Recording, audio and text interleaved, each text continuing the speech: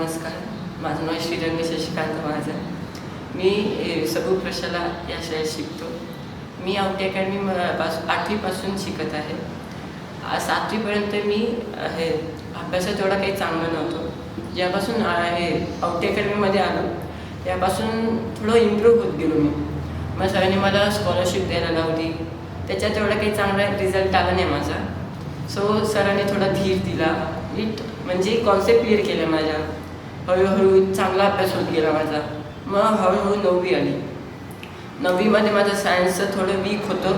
So त्याच्यावरती सरांनी माझं हे केलं, अभ्यास घेतला माझा. तर त्यांनी मला परत होय बाबा द्यायला लावली.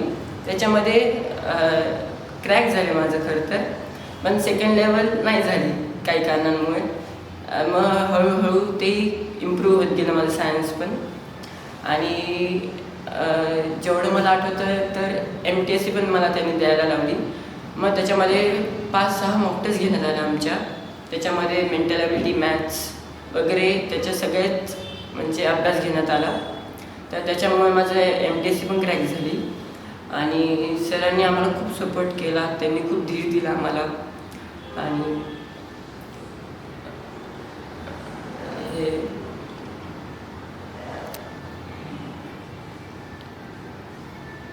घे वेळ की काय हरकत नाही. त्यांच्या सपोर्टमुळे आम्हाला खूप काही अचीव करता आलं, सरांच्या सपोर्टमुळे. आणि